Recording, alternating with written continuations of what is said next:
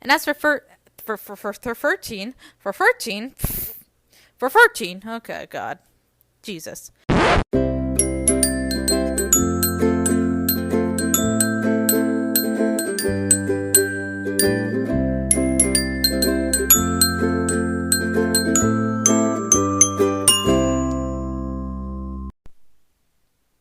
Hello, everyone, and welcome to Bookish Babbles, the podcast where we reread our favorite books and chat about them. I'm your host, Alyson, and without further ado, let's get started.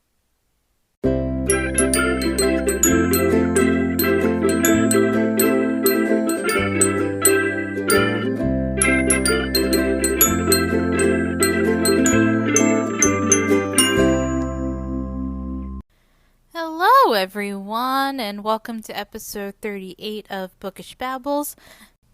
Today we are talking about chapters 4 to 6 of Mockingjay by Suzanne Collins, where things continue to be dark and everyone is sad. Seriously, has anyone in this book smiled yet? Anyway, before we get started, I of course just want to shout out the things that I've been reading and or watching lately that I've really been enjoying.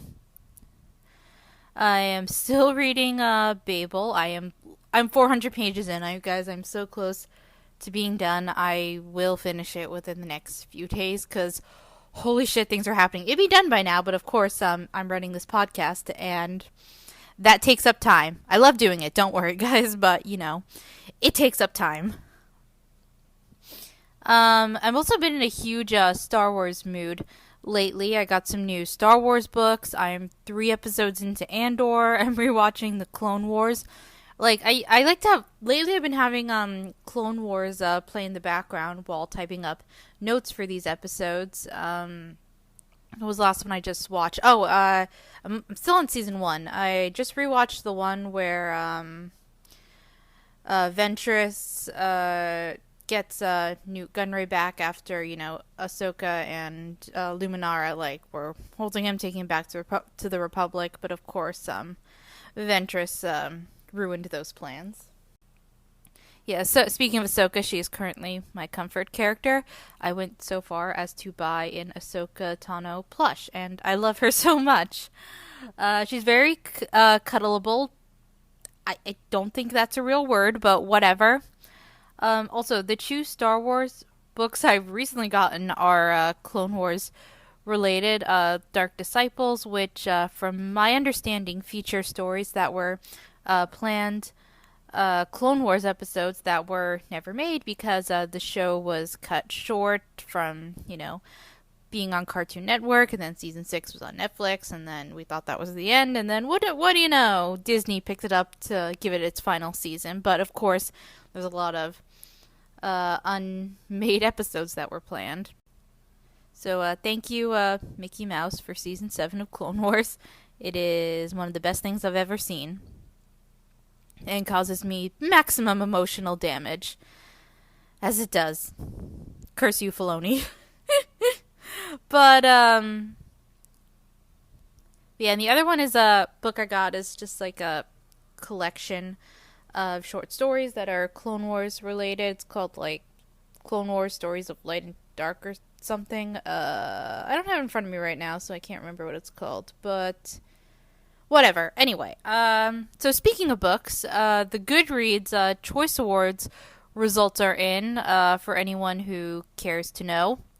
You can skip this part if you want, but I just want to go over them with you guys real quick and let you know what my thoughts are. I'm not going to mention every single nominee since then we'll be here all day, but I'll give some a shout out.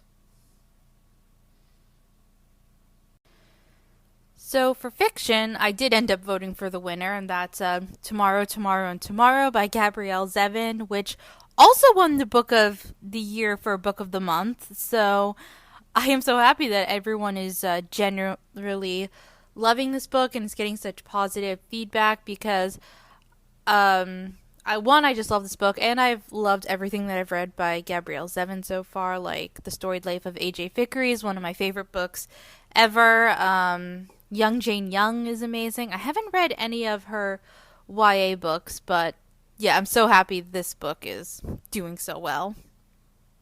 Though I do want to give a shout out to The Other Birds by Sarah Addison Allen, which was nominated for Best Fiction and was also an excellent read, so highly recommend, especially if you like magical realism. The mystery slash thriller winner is The Maid by Nita Prose. Have not read it, but I have seen it everywhere, so safe to assume it's a popular read. I voted for The Overnight Guest by Heather Gudenkoff. I have no idea how to pronounce that last name. I apologize. Only book that was nominated that I read, but I did genuinely really like the book, and I highly recommend it, especially if you're into true crime. I mean, this obviously isn't a true crime book. It's a novel, but you get my gist. The historical fiction winner is Carrie Soto is Back by Taylor Jenkins Reid. No surprise there. Still haven't read it, though. Whoops. Actually, I didn't read any of the nominees. I may have just voted for Taylor's book because I love everything that I've read by her. The fantasy winner is House of Sky and Breath by Sarah J. Maas.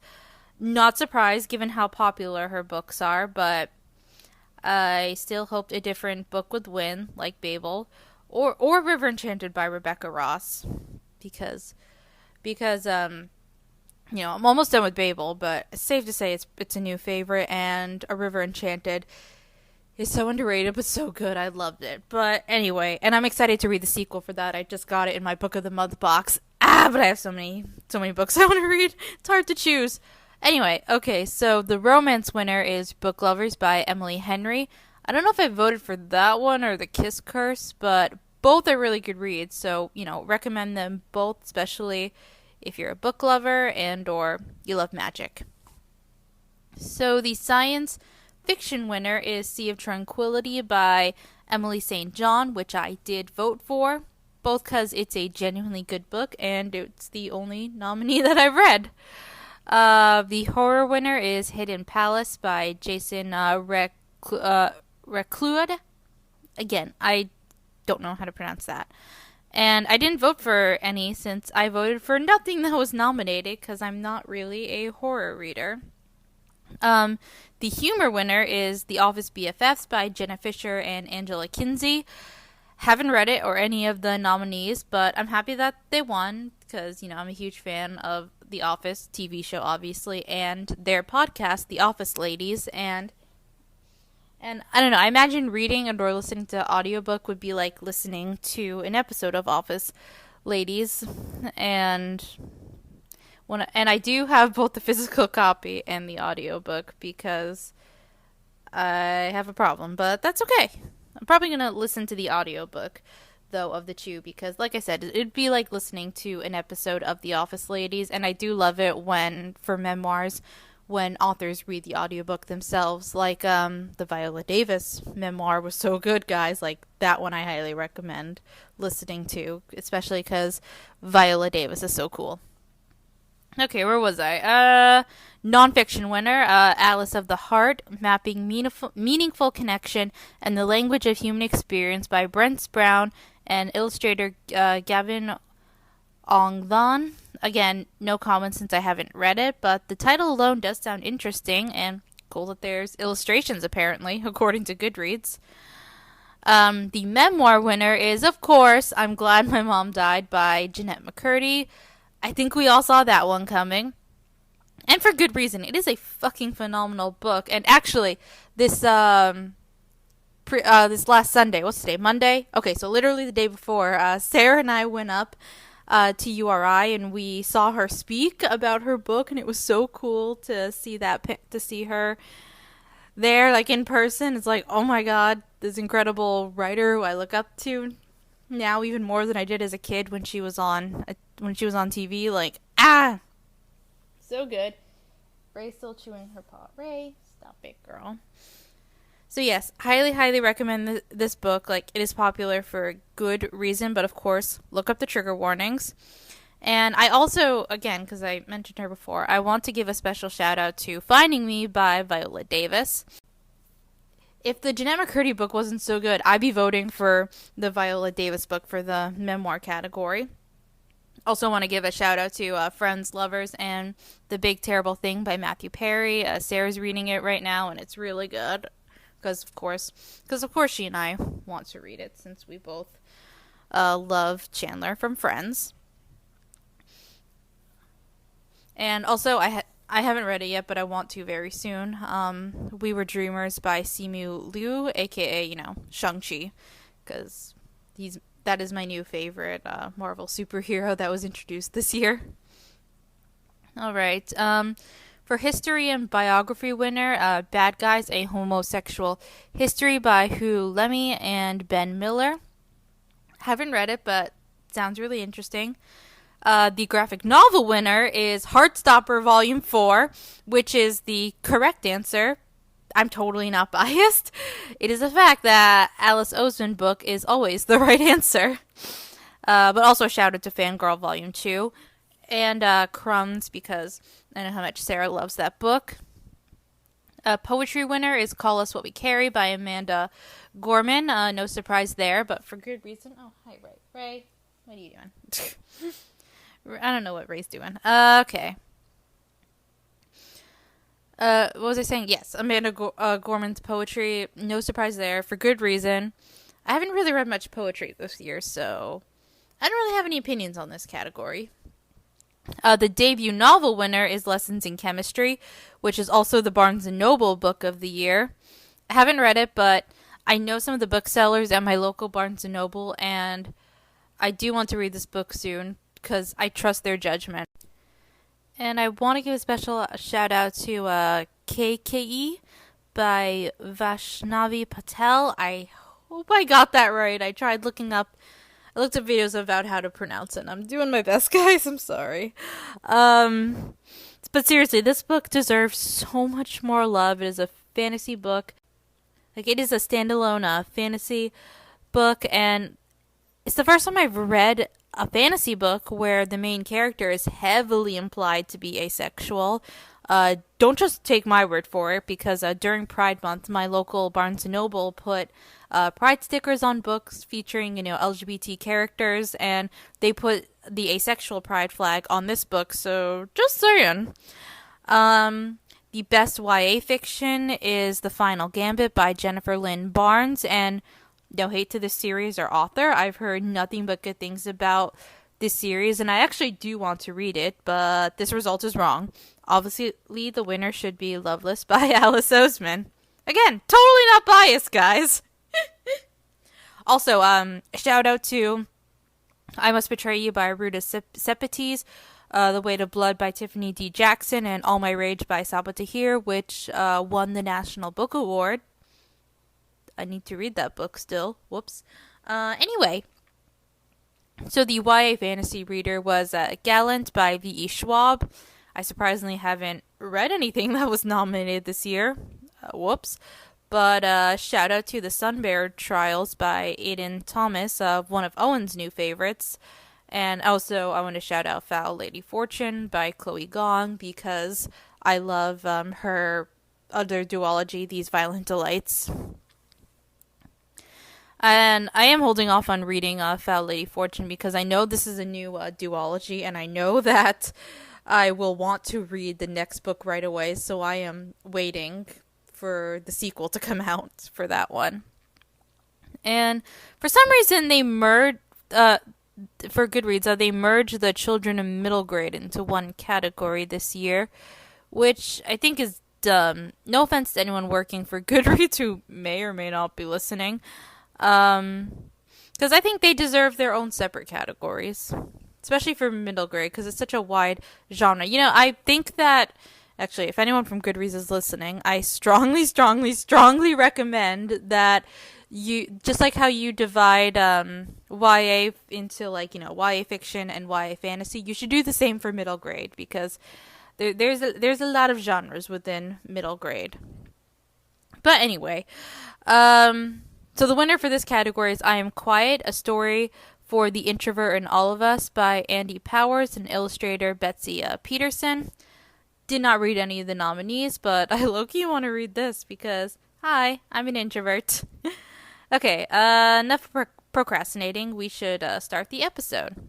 Okay, let's go. So last week, we caught up with Katniss as she walked through the ashes of District 12. She decided to become the Mockingjay and bargains for Peeta's life. And she discovers her prep team is being held in 13. This week, Katniss helps her prep team adjust to 13. Quinn continues to act shady, and everyone realizes just how terrible of an actress Katniss is. So with all that being said, let's dive into Chapter 4.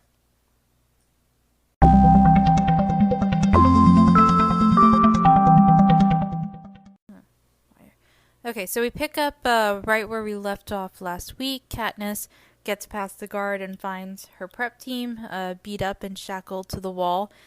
Needless to say, they're in bad shape. It's to the point where Katniss almost can't recognize them, if not for their very distinct features like Octavia's green skin. What might even be more heartbreaking than the physical harm that's been done to them is their reaction to Katniss. Like, upon seeing her, Flavius and Octavia actually cringe away and they're scared of her, which makes me wonder, like, what else happened to them besides physical abuse? Or were they somehow made to believe Katniss meant to harm them?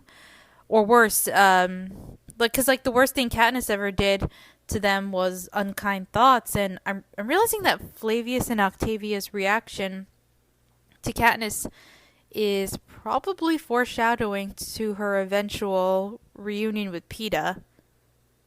Anyway, Venya is able to give an answer. She tells them that the night Katniss broke out of the arena, people took the three of them from the capital, meaning, of course, rebels in 13. Plutarch explained that they thought it would be comforting for Katniss to have her regular team, familiar faces and all that. Cinna even requested it. In knowing Cinna, that was probably true, but I also think it was to save the prep team's lives, because Cinna rightfully predicted that as soon as Katniss was rescued from the arena, anyone associated with her would be in danger, no matter how clueless they were. And since Peeta's prep team was executed, as we'll find out later, Cinna was right. And now I'm thinking about the last conversation Cinna had with Katniss right before he had the life beat out of him, because Katniss fully believed she was going to die going into the Quarter Quell. Like, she was full on prepared to in order to save Peeta, and Cinna knew this was going through her head the whole time, but he couldn't tell her anything. Like, he couldn't tell her that there was a whole plan to save her. He probably desperately wanted to give her some hope in that moment, but he couldn't. And now I'm more sad, but so we're all in agreement Cinna is the best. Yes? Good, because we all know Cinna would never authorize what just happened to the prep team, because, like Katniss said, he was only ever kind and patient with them. He was never cruel or mean to them at all. When Katniss asked Plutarch, why the prep team is being treated this way, he says that he has no idea, and something about what he says makes Katniss believe him.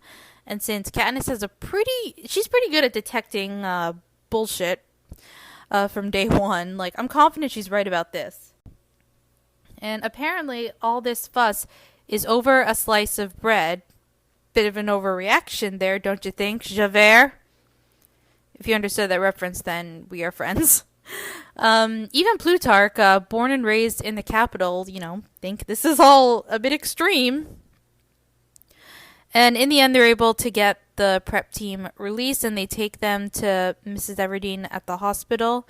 And it takes Mrs. Everdeen a minute to recognize them, and she's pretty horrified.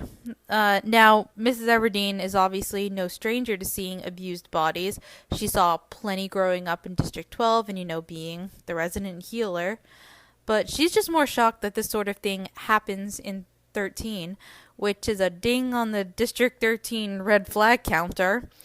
Also, at least 2 war crimes were committed here, according to the Geneva Conventions, which were, established by the United Nations in the aftermath of World War II, because, a lot of fucked up things happened there. And now, I know there's no, United Nations equivalent in the Hunger Games universe, but this is for educational purposes because both the Capitol and rebels commit war crimes. Yay! Like, for example, the Capitol committed a very big one when they bombed 12 because, you know, you can't target civilians like that. That was far from a military target. Hell, you cleared out your military beforehand. As for 13, they essentially kidnapped the prep team. Now, admittedly, as I just said, it did end up saving their lives in the end because, you know, Snow would have had them executed had they stayed in the capital due to their proximity to Katniss. But it's still kidnapping. They were taken against their will. So, technically, I think they would be considered prisoners of war. And according to the Geneva Conventions, you are not allowed to mistreat your prisoners. You are responsible for them. You must take care of them. And, you know, the state Katniss found them in, I'd say is the total opposite of taking care of them. And also shout out to the Dark Side Divas podcast for giving me this idea because during their rewatch of Clone Wars, this is what they did because, you know, counted the war crimes committed by both Republic and Separatist. And if you're a fan of Star Wars and want a good podcast to listen to, highly recommend. But it is also an adult podcast. Emphasis on adult. I really don't recommend listening to this unless you are over the age of 17 because it is R-rated content. And I'll link their YouTube channel in the show notes. Oh, and their TikTok because that's how I found them on TikTok. It's a good podcast. Anyway, back to the book we're talking about. So Katniss, Fulvia, and Plutarch are sitting outside the hospital room where Mrs. Everdeen is treating the prep team. Oh, and by the way, another what I consider a red flag from 13. They don't respect Mrs. Everdeen at the hospital. That, you know, despite her years of healing with pretty limited resources, the people in the hospital don't take her seriously and treat her as a glorified nurse. Why don't you just teach her what you know? But anyway, not what's important at the moment. I want to read the conversation starting on page 50 because we see Katniss pointing out all the wonderful red flags. So page 50 starts with Katniss saying, "I guess we've all been put on notice, I say." "What? No. What do you mean?" asks Fulvia. "Punishing my prep team's a warning," I tell her. "Not just to me, but to you too, about who's really in control and what happens if she's not obeyed. If you had any delusions about having power, I'd let them go now. Apparently, a capital pedigree is no protection here. Maybe it's even a liability. There is no comparison between Plutarch, who mastermind the rebel breakout, and those three beauticians," says Fulvia icily. I shrug. "If you say so, Fulvia. But what would happen if you got on Coin's bad side? My prep team was kidnapped. They can at least hope to one day return to the capital. Gale and I can live in the woods. But you? Where would you two run?" "Perhaps we're a little more necessary to the war effort than you give us credit for," says Plutarch, unconcerned. "Of course you are. The tributes were necessary to the games, too, until they weren't," I say. "And then we were very disposable. Right, Plutarch?" And here we have another scene that went completely over my head the first time I read it. I don't really understand how, but that's what happened. But it's the first time I think 13 feels like a real, truly dangerous place because, I don't know, it just makes Plutarch seem more vulnerable, even if he won't admit it. And Plutarch, who in the last book was the all-powerful game maker who we perceive to be the mastermind behind everything, but he's just as vulnerable as Katniss is. Yikes. Anyway, so after that conversation, Mrs. Everdeen comes out and tells them that the team is going to be fine and should be able to work the next day, but to expect some emotional instability. I mean, is anyone emotionally stable here? Anyway, so Katniss is released from Mockingjay duties for the day. Not that she really started them to begin with. Funny enough, this kind of reminds me of my first day of high school, when my first class of the day was literally study hall, And we had a block schedule system, so classes every day were an hour and a half. But the good news is that Katniss and Gale get to go hunting now. Yay! Katniss is so excited. She and Gale race like school children to the armory to get some weapons, though Katniss is reminded how she's not fully recovered since she's winded by the time she's done running, which is just another small moment to show how different Katniss is from Book 1. Once they're out in the woods, it's easy for them to fall back into their hunting patterns since they've hunted together so many times over the years, they don't need words to communicate. One major difference is that the animals they're hunting now are not nearly as suspicious as the ones near 13, clearly not used to being hunted. So they're easily able to get some rabbits, squirrels, turkeys, and they spend their remaining allotted hunting time by a pond. And the first time in a long while, Katniss feels at peace. Until Gale ruins it. Typical. With this stupid conversation. So, of course I gotta read it. Okay, so this conversation starts on page 53 with Gale asking, Katniss, why do you care so much about your prep team? I open my eyes to see if he's joking, but he's frowning down at the rabbit he's skinning. Why shouldn't I? Let's see. Because they've spent the last year prettying you up for slaughter, he suggests. It's more complicated than that. I know them. They're not evil or cruel. They're not even smart. Hurting them, it's like hurting children. They don't see. I mean, they don't know. I get knotted up in my words. They don't know what, Katniss, he says. That tributes, who are the actual children involved here, not your trio of freaks, are forced to fight to the death? That you were going into the arena for people's amusement? Was that a big secret in the capital? No, but they don't view it the way we do, I say. They're raised on it, and are you actually defending them?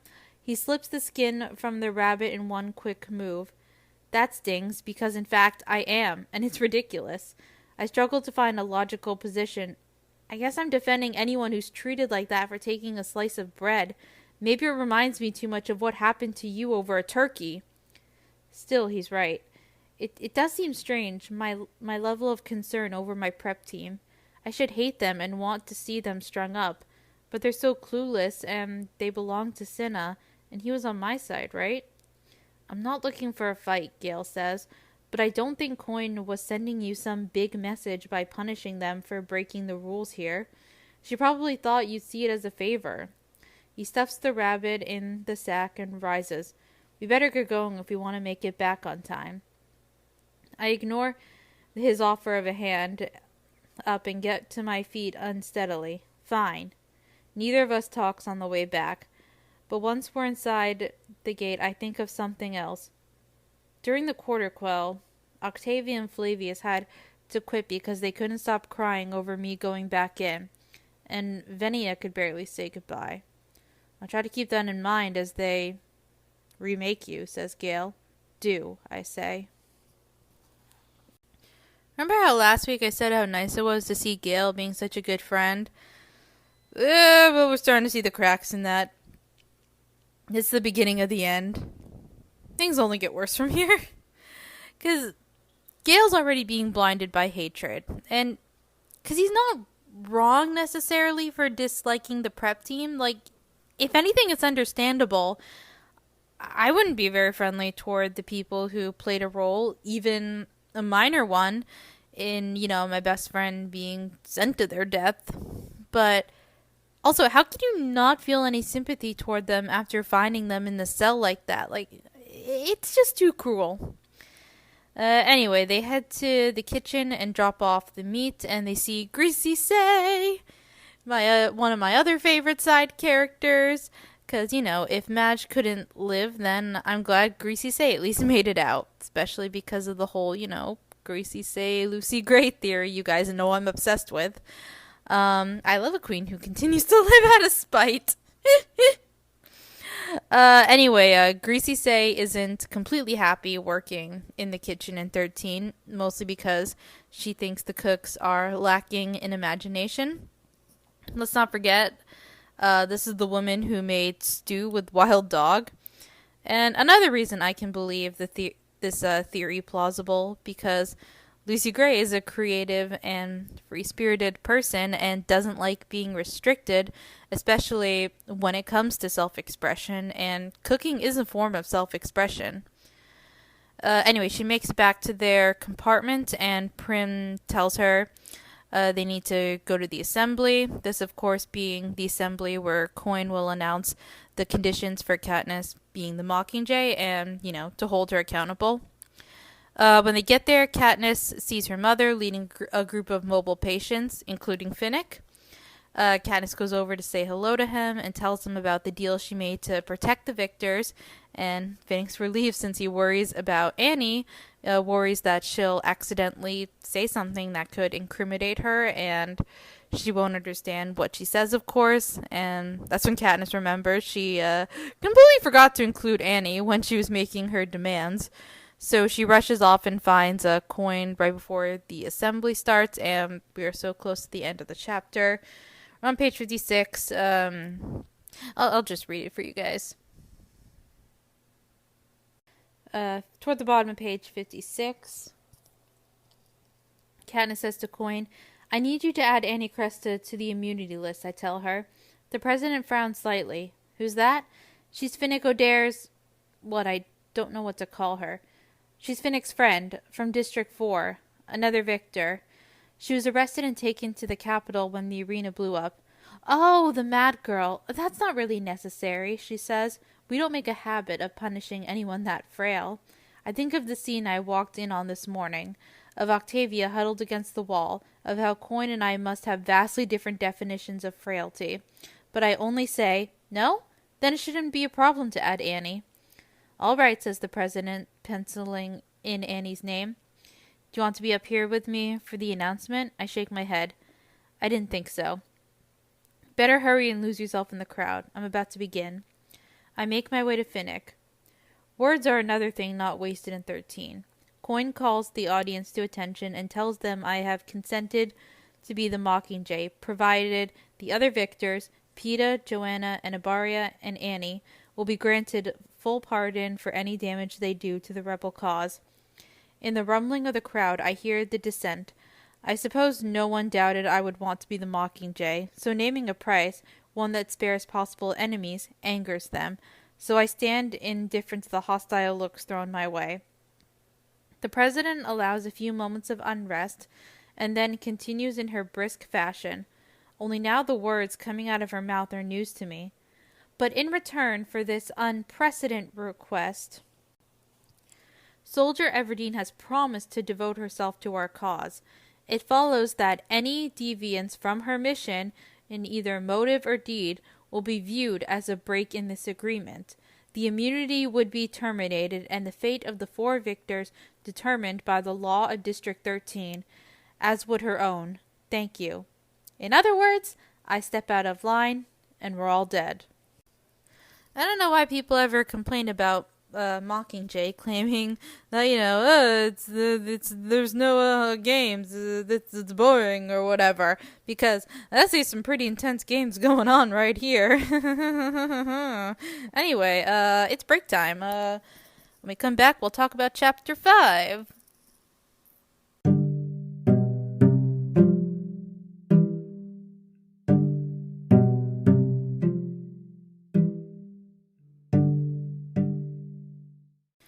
Okay, we're back, and we pick up right where we left off, and because Suzanne is so good at what she does, I want to read the chapter opening. Another force to contend with, another power player who has decided to use me as a piece in her games, although things never seem to go according to plan. First there were the game makers, making me their star and then scrambling to recover from that handful of poisonous berries. Then President Snow, trying to use me to put out the flames of rebellion, only to have my every move become inflammatory. Next the rebels, ensnaring me in their metal claw that lifted me from the arena, designating me to be their Mockingjay, and then having to recover from the shock that I might not want the wings. And now Coin, with her fistful of precious nukes and her well-oiled machine of a district, finds it even harder to groom a Mockingjay than to catch one. But she has been the quickest to determine that I have an agenda of my own and am therefore not to be trusted. She has been the first to publicly brand me as a threat. Yeah, Katniss's security in her position as the Mockingjay and her demands may not be as secure as we once thought, but no time to dwell on that. It's time for a makeover. The prep team washes Katniss and is instructed to bring her to beauty. Don't mind me as I'm adjusting. To beauty base 0, which means, to make her look like she just got out of bed, but also still looks good. Basically the way characters in movies get out of bed, yet their hair is still, perfectly in place, which I can promise never happens in real life. Though the prep team isn't up to their usual light chatter for very understandable reasons. Venia even has to remind Octavia at one point that Katniss is not responsible for the way they were treated and, didn't even know they were there, which again is just so freaking sad. Although no one knows what to do with the scar that Katniss has on her arm from when, Joanna cut out her tracker in the arena. Because apparently it doesn't look good enough for the cameras. Too repulsive, because Fulvia literally gags at the sight of it. In the end, Plutarch suggests that they just put an armband around it or something. Kind of funny this is causing so much fuss, given the years of watching Hunger Games and all the graphic and brutal injuries tributes sustain. Guess it's not a good look for the leader of a revolution. Anyway, it's lunchtime and Katniss, somewhat reluctantly, quite a bit reluctantly, guides her prep team through the dining hall. They're very noticeable since, they still got some of their crazy dyed hair and tattoos or whatever, but Katniss figures, people stare at her anyway, so not that much of a difference for her. They sit down with a group from 12 who are a bit more respectful when it comes to staring versus the people from 13. Katniss's old neighbor, Levy from the Seam, is polite enough to say hello, and Hazel's also nice, but it's Posey, Gail's little 5-year-old sister, who ends up helping the most, and it's such a cute moment. I want to read it for you guys. So it's the words, Alyson. So it's on page 63, toward the top. But it's Posey, Gail's 5-year-old sister, who helps them most. She scoots along the bench to Octavia and touches her skin with a tentative finger. You're green. Are you sick? It's a fashion thing, Posey, like wearing lipstick, I say. It's meant to be pretty, whispers Octavia, and I can see the tears threatening to spill over her lashes. Posey considers this and says matter-of-factly, I think you'd be pretty in any color. The tiniest of smiles forms on Octavia's lips. Thank you. I love Posey. It's a shame she wasn't able to be in the movie. But anyway, Gale also actually makes an effort to contribute to the conversation, something he normally doesn't do. Though this is probably to make up for another fight he and Katniss had the previous night. And again, I have to read it because as much as I don't like seeing close friends fight, these are really interesting. Oh, excuse me. So again, this is actually on page 63 too, but toward the bottom. We argued last night after he suggested I'd left Coin no choice but to counter my demand for the victor's safety with one of her own. Katniss, she's running this district. She can't do it if it seems like she's caving into your will. You mean she can't stand any dissent, even if it's fair, I countered. I mean, you put her in a bad position, making her give Peeta and the others immunity when we don't even know what sort of damage they might cause. So I should have just gone with the program and let the other tributes take their chances. Not that it matters, because that's what we're all doing anyway. That That was when I'd slammed the door in his face. I hadn't sat with him at breakfast, and when Plutarch had sent him down to training this morning, I let him go without a word. I know he only spoke out of concern for me, but I really need him to be on my side, not Coin's. How can he not know that? After lunch, Gale and I are scheduled to go down to Special Defense to meet Beatty. As we ride in the elevator, Gale finally says, "You're still angry." "And you're still not sorry," I reply. "I still stand by what I said. Do you want me to lie about it?" he asks. "No, I want you to rethink it and come up with the right opinion," I tell him. But this just makes him laugh. I have to let it go. There's no point in trying to dictate what Gale thinks, which, if I'm honest, is one reason I trust him. And after lunch, Katniss and Gale head to the special defense level to meet Beatty. They meet him in a room that's a greenhouse area, and there's even some hummingbirds. And they do have a conversation that I was barely going to mention originally, and definitely not read, but it's actually kind of interesting details that foreshadow things in this conversation. So here we go.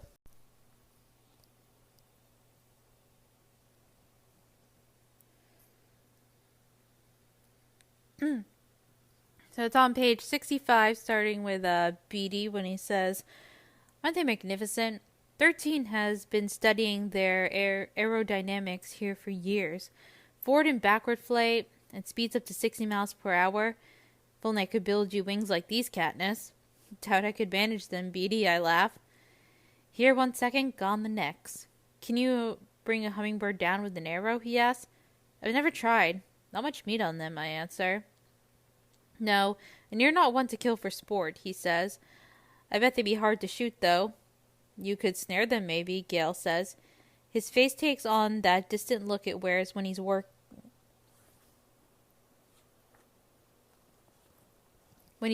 something out. "Take a net with a very fine mesh, enclose an area, and leave a mouth of couple square feet.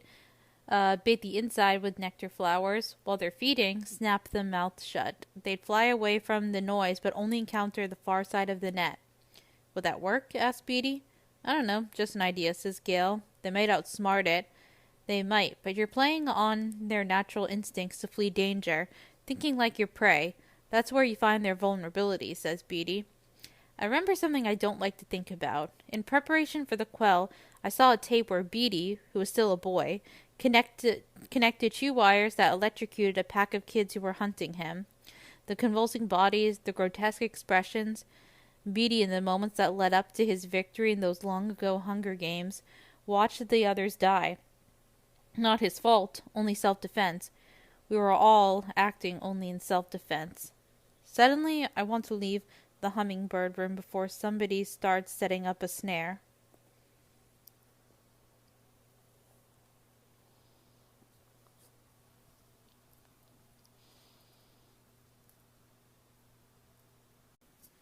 So yeah, Beatty's comment about how Katniss doesn't hunt for sport very much speaks to her character. How she really does have a deep respect for life. Whereas Gale, I feel like if he existed in our world, in this our present day time, he'd definitely be hunting for sport if he was able to. Also, again, really dark foreshadowing to some choices he makes later on.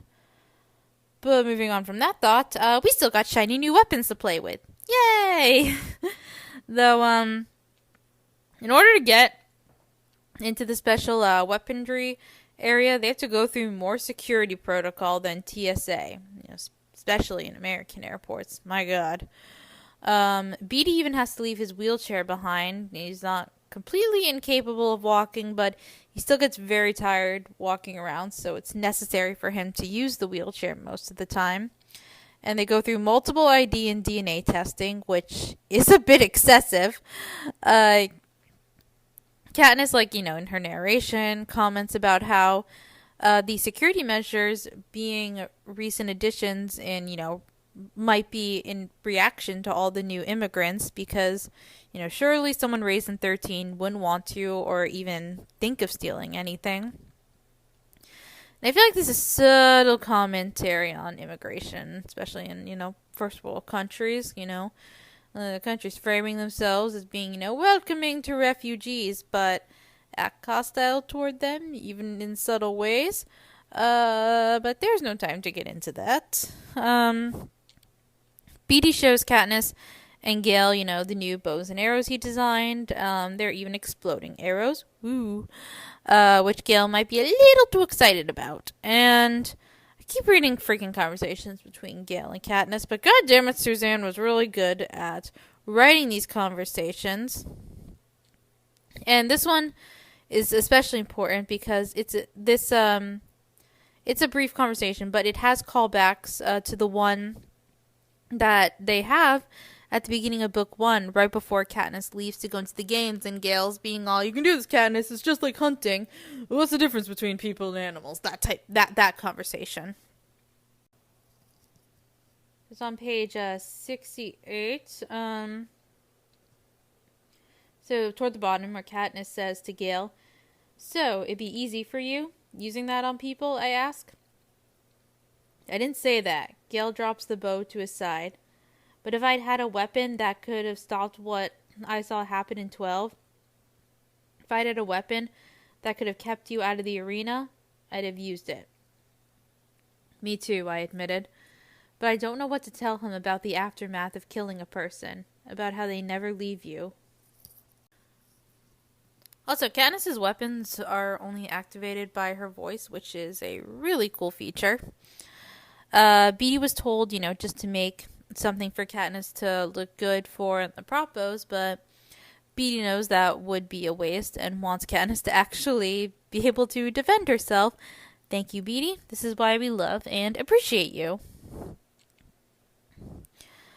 So this is enough to put Katniss in a pretty good spirits by the time she has to go back to her prep team. And they make her up to make her look like she was recently at battle, but she still has to, look good, of course. And on set, they spend time adjusting lights, setting up cameras, adjusting her makeup multiple times. And Finnick comments to Katniss that people will either want to kill her, kiss her, or be her, and it's just a hint of the old Finnick. We love to see it. And they want to get, a shot of Katniss saying, just one line, and the line's like, "People of Panem, we fight, we dare, we end our hunger for justice," which I have to agree with Katniss on this one. It's a mouthful. I'd have a hard time remembering it, and also making it just sound natural, because who talks like this? But yeah. And there's like half a page left of this chapter, so y'all know what that means. Reading time!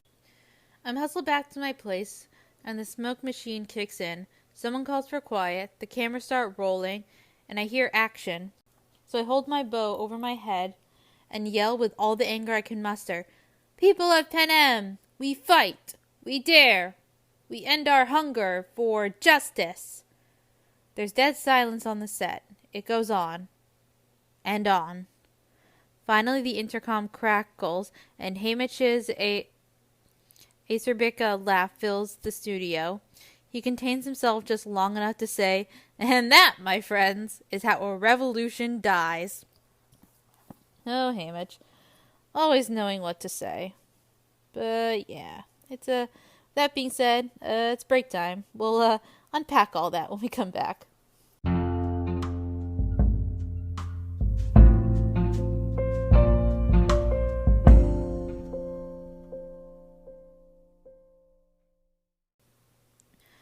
And we're back. So we time jump from the end of the last chapter, and it's the next day. Katniss had apparently stormed off the set after the shock of hearing Haymitch's voice. But despite how angry she is at him, she knows he is right about her performance. Eventually, Haymitch is able to convince everyone that there is no hope of Katniss pulling off what they want her to do in this, at least in this specific environment. So they assemble a team for a meeting to brainstorm ideas, which included Coin, Plutarch, Fulvia, the prep team, Haymitch, Gail, Finnick, Beatty, Gracie Say, Levy, and Dalton from 10, all personally invited by Haymitch. It's also the first time that Katniss and Haymitch have been physically in the same room since the end of the Quell, and she is avoiding eye contact. First thing they do is watch the footage they filmed the day before, and it's clear that Katniss's performance is unwatchable, to say the least. So they need to get more creative. First thing is, Haymitch has everyone name a moment where they felt genuinely moved by Katniss, not being impressed by an outfit she wore, or when Peeta made you like her, but like purely something she did that moved you. And Levy's the first one to speak up, and she says that when Katniss volunteered for Prim at the Reaping, because, who wasn't moved by that? And Boggs says that when Katniss sang for Rue as she died, and then Haymitch says something which I feel like is just Suzanne poking fun at us, because Haymitch responds by saying, "Oh yeah, who didn't get choked up at that, right?" And Octavia chimes in by saying she was moved when Katniss drugged Peeta to save his life in the 74th games, because, Peeta can be just as stubborn as Katniss. They all list a couple more things, and what do they all have in common, though? In all those moments, no one was telling her what to do, so the things she did, truly came from Katniss. They weren't scripted or anything. And that's what people respond to. And once again, Katniss just being a true Mockingjay. No one can truly control her, and people are inspired and moved by her when she's her authentic self. I love it. But as Fulvia points out, there aren't exactly many opportunities for Katniss to be spontaneous underground. So Haymitch is saying that they should throw her into combat, keep the cameras rolling, and they'll even spread the story that Katniss lost the baby. Very sad, but hey, more sympathy points, am I right? In the end, they decide to send her to a more low-risk area to start, District 8, since they just were bombed that morning, so it should be okay. And when Coin asks for any final comments, Dalton tells them to wash her face, since Katniss is still a girl, and with all that makeup they made her look 35, which feels wrong because it's something the Capitol would do. And for that, I love you, Dalton. I love anyone who remembers Katniss is just a teenager and tries to advocate for her, and ding on the 13 red flag counter, I guess. So when the meeting is adjourned, Haymitch requests to talk to Katniss alone. And it's tense and awkward as expected. But they are able to get off their chests what they need to say to each other. Katniss, expressing her anger over him lying to her. And Haymitch's frustration for Katniss letting Peeta out of her sight that last night in the Quell. But also, what was Katniss supposed to do in that moment? She even says, she plays that moment over and over again in her head, and she just can't think around it. She can't think of a way of how to get Peeta out of there and break the alliance without raising suspicion. It was just a bad situation. And but Haymitch does remind Katniss that they're still in the game, that Peeta's still alive, and they got to do everything to save him. So after that, Katniss gets her gear and weapons, and Katniss and Boggs run into Finnick, who is in a state of agitation. He's confused about why they won't let him go. And Katniss manages to defuse the situation by telling Finnick that he should report to Beatty to see his new trident, which genuinely seems to make Finnick excited.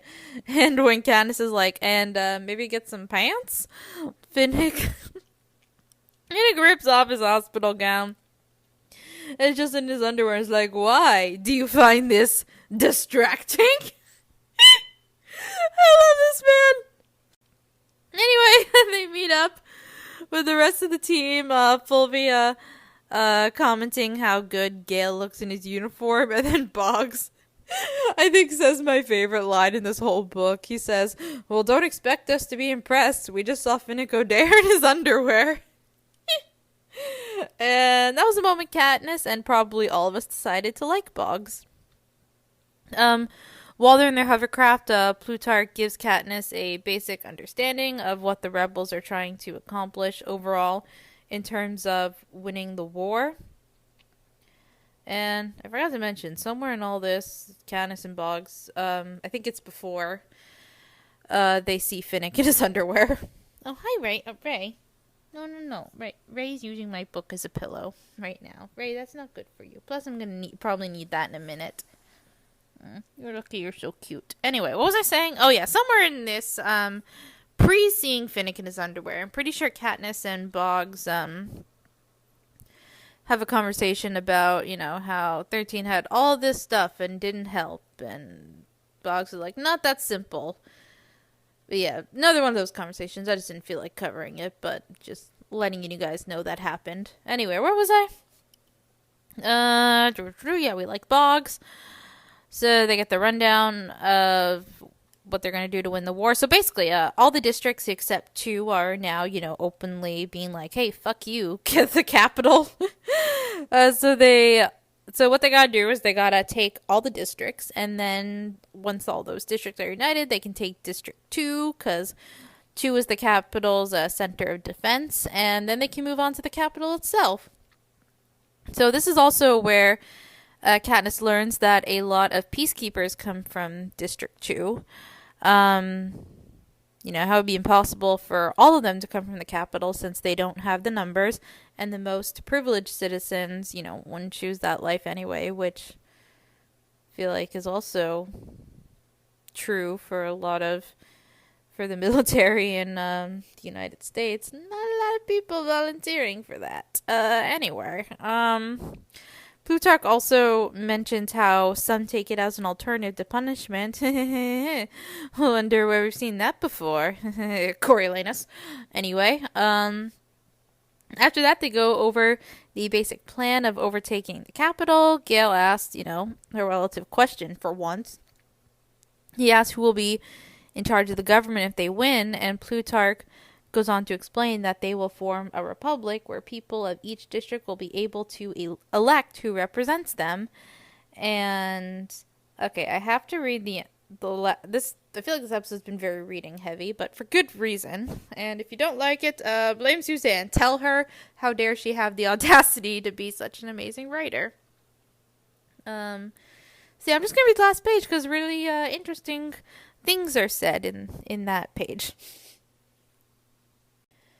If we win, who will be in charge of the government? Gale asks.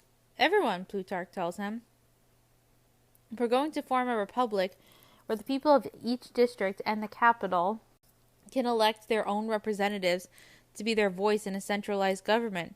Don't look so suspicious. It's worked before. In books, Haymitch mutters. In history books, says Plutarch. And if our ancestors could do it, then we can too. Frankly, our ancestors don't seem like much to brag about. I mean, look at the state they left us in with the wars and the broken planet. Clearly they didn't care about what would happen to the people who came after them. But this republic idea sounds like an improvement over our current government. And if we lose, I ask?